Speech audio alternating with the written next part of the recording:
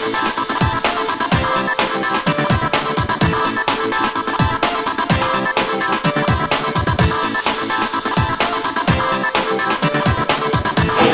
that one. I'm not growing nowhere just because I ain't been cultivated, I ain't been pruned. I can't take pruning because I'm above pruning. I can't take purging. I can't take corrective criticism. I can't take authority. I don't know how to handle a male figure speaking to me in a loud voice. So I'm stuck on purpose because I'm afraid. Look, it is text again. It's an excuse. Don't we got a bunch of them? I know when we raised our hand Wednesday night, we raised our hand. Everybody said number 9 was a picture, right? That number 9 was a picture, and on the picture it was a branch that was turning back into the tree. Everybody said that there was a branch turning back into the tree, but here's what the branch turning back into the tree really represented. The branch turning back into the tree was a tree branch that was afraid to sprout out. There was a tree branch that was afraid to mature. There was a tree branch that is not ready to leave mama's nest. There was a tree branch that's not willing to accept their own mistakes. There was a tree branch that's really stuck in sin. There was a, y'all ready? Yeah. But 90% of us raised our hand and said, we are the individuals that's not ready to grow. In other words, hello. Here it is. Excuse. Verse 25. He said, I was afraid. I was scared. I was scared of you. Look, the definition of an excuse is to seek to lessen the blame attached to fault or offense. I had an excuse to lessen the blame. I know I should be further along to where I am right now, but it's because of I ain't quite ready yet. I know I should be further along in my walk right now, but I'm afraid somebody is going to hold me accountable. Somebody is going to have to look at me to be the example. So I'm afraid to lead somebody in the wrong direction. I ain't in that place where nobody can come to me for advice. I don't want them calling my phone, man. God ain't called me to that yet, but according to this, he already left you fully equipped, at least with 30,000. Come on. I'm trying to help us in here. You may not have had 5 talents worth. You may not have had 2 talents worth, but he did leave something for you to increase. Good God Almighty. Watch this. Definition of afraid. He said I was afraid. Afraid to venture out or take risks. How many risk takers we got in the house? Don't you do it. It's a trick question. Because if we are risk takers, we wouldn't be afraid to walk the path that he called us to walk on. We wouldn't be afraid to witness when we need to witness. We wouldn't be afraid to pray when the microphone is passed to us to pray. We wouldn't be able to be afraid to go knock door to door and tell a dying nation about a living Christ. We wouldn't be afraid to live our life as changed individuals. We wouldn't be afraid. Would be afraid of what other folk would think about us when our mindset changed. Wouldn't be risk takers. The first 2 was risk takers. They was willing to accept the challenge of the investment. They turned their investment into a positive when this individual merely sat on his. How often do we look in the congregation and the only movement we see is from one side to the other side of the room. That's the only movement we see. From a spiritual aspect, we see the same folks in the same spot, but only movement we see is like musical chair. I'm going to sit over here this Sunday. I'm going to sit over here this Sunday. But ain't moved nowhere mentally or spiritually. Yeah. Still dying the same death. Because we have not added anything to our investment. I wish I had some help in here today. I am gonna protect his investment. See, 2 years ago, we was left this campus in our possession. Now I watched Pops put blood, sweat, and tears in here. There was maybe only 3 or 4 members here. Y'all with me? Yes. When he died on, went to heaven, everything else fell on me. Mom got sick. She went on about her way. So the investment was left under my watch. Everything that need to get fixed, every yard need to get cut, every light bill, every water bill, everything that need to be built is left under my care. Why? Because the investment was left. I wish I had some help in here today. Amen. The investment was left under my watch. When the Lord comes back, ain't the church is the bride of Christ. When the Lord comes back after the church, it shouldn't be left as the same way that I got it from Pops. Amen. That's good. The walls been painted. We took the pews out. We got chairs. We got everything up. It should not look the same way as I got it. I wish I had some help in here. Yes. First natural, then spiritual. You shouldn't look the same way that you look now, 5 years from now. Amen. Amen. Definitely shouldn't be the same individual as when you first walked through that door. It's called House of Deliverance for a reason. You're not going to get delivered overnight. Deliverance is a process, but we have to be partakers of the process. We can't go against the process. We have to be participants of the process. Oh yeah, I know I'm bored. Yeah, I'll get to that. I know he's all right in a little bit. But y'all done missed that one too. We have to be partakers of the process. He's made an investment. He looked at him, he said, why didn't you place my investment in the bank? He said, at least the bank would have drawn interest. Right. But you placed yourself in a no-win situation where you won't increase. Y'all missing this. This is too good to be this quiet. You place yourself in a position to not receive nothing. My God. You stuck yourself in pride. Ooh. You set yourself, you left and bottled your way in anger and unforgiveness. Because you can't receive nothing. It's not a holding tank. You're already full of other stuff from the world. That's why when the word comes, it has nowhere to dwell. All in water don't mix. He try to pour himself into you, but there's no room for it to digest. Because you still got ugliness on the inside of you. Am I helping anybody today? You're still 5 minutes away from cussing somebody out. But 2 days before, you're ready to lay hands and pray. Don't go together.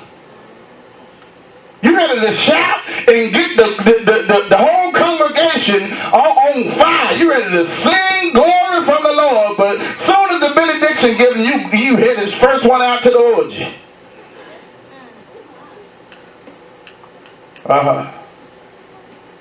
But you bring that filth to the front and pour it out to the congregation. That's why we have churches turned upside down. Got gay musicians. I'm glad we ain't one of them churches that just allow anything. That's why we don't have musicians, because we'll clap our hands and sing before I let any homosexual up here. Ain't no fornicator praying or doing nothing with now microphone. I'm trying to help us. So we got to set high standards for the Lord. If anything goes, man, we might have changed the name and called it a club. The pastors is pimps. 4 or 5 of the congregate women is their girl, side girl, on top of their wife. Then they got folk traveling with them. Then they got some in the other states and other cities waiting on them when they get there. How are we supposed to help a dying nation making bad investments?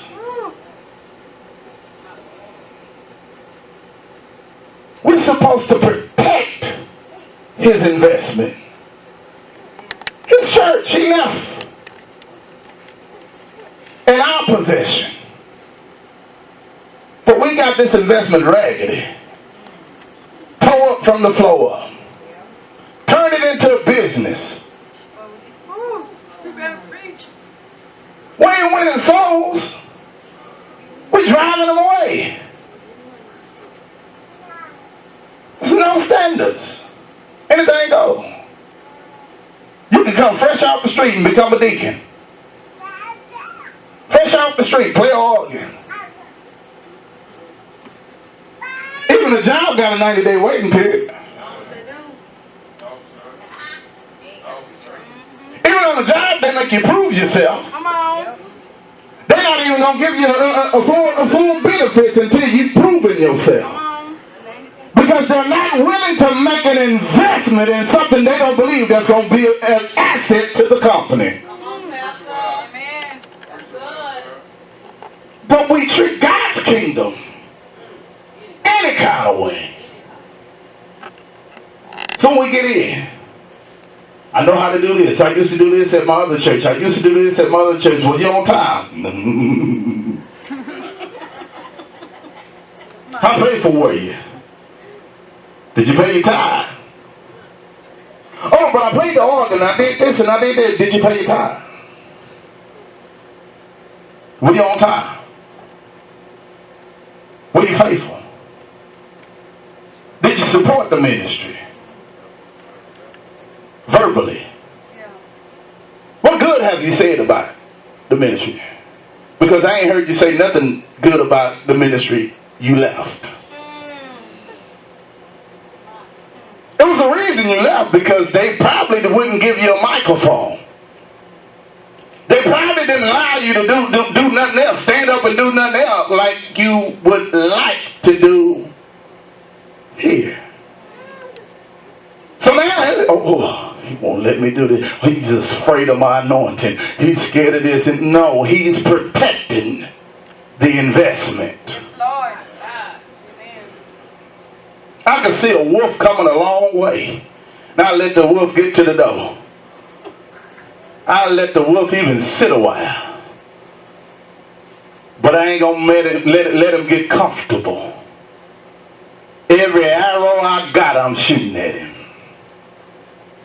To make sure, if these arrows that I'm shooting from afar don't get you, I get you wounded enough for me to creep up on you and gonna take you all the way out. We got to protect the investment. Amen. Watch this. Anything that you invest in, I don't know what you invested in. Maybe tools, cars, homes, whatever it is that you spent your money in is an investment. What you spent your hard-earned money on, you're not going to leave in the possession of nobody you don't trust. Am I right? You're right. You just got your car, you're not going to say, hey, the Willie from next door come knocking on, hey man, can I borrow your car? You're not going to give your keys over to Willie and you just met Willie. Right. Am I helping anybody? Yes. Why? Because you want to protect your investment. Brother Waylon and Sister Kendra, they not just going to allow anybody, Waylon show here, Waylon show ain't going to do it. Because he's not, that's the investment. Yeah, you can holler at my girl, my wife today and bring her back tomorrow. That's an investment. Am I helping anybody?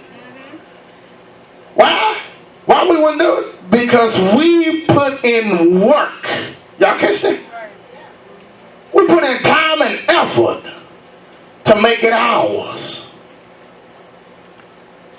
Amen. Same thing he did with the talents.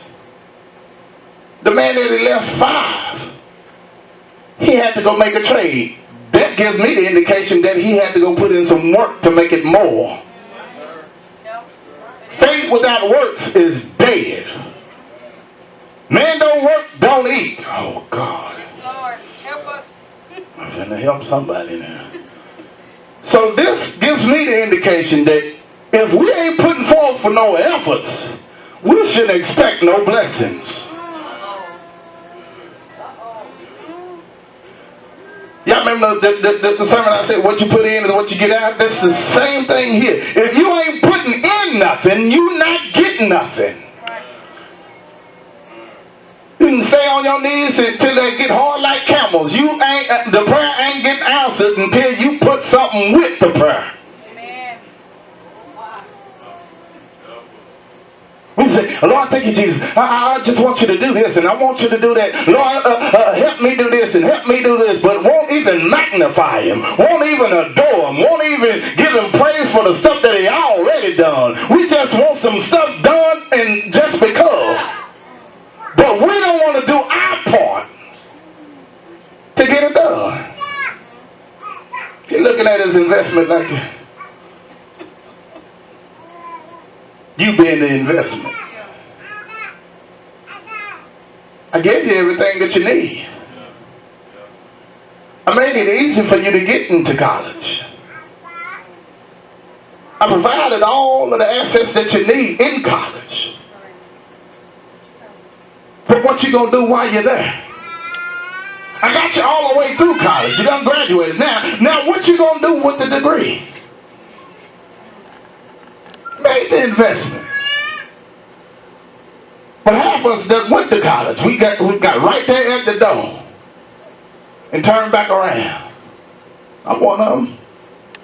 I went to college 4 times. Still ain't graduated.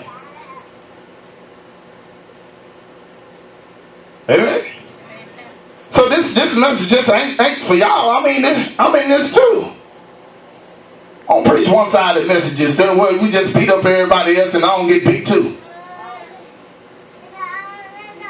The word comes to rebuke and correct. I ain't above correction. But what my job is to protect his investment. And I'm going to do it by all means. Why? Because he died on the cross for us. I was already bought with a price. I've been redeemed, set free. The Bible says, let the redeemed say so. I'm going to say so. Any chance I get. Because I've been redeemed. And we have to protect the investments. We invest in these children. We invest in our homes. We invest in everything that's carnally connected to the world. But we won't invest into us spiritually. We're going to shop all the time. Buy new this and buy new that. Fix up our cars, fix up our homes. But we won't go to Mardell's and buy us a Bible. Am I helping anybody? We won't download a Bible. I mean, I get a little bored reading, so you can download it on your phone then and listen to it. Right about it, We won't make spiritual investments, but we invest in everything else that don't matter. They invest in pornography instead of investing in the shack. Come on. I'm trying to help her. Amen. Instead of investing in the war room.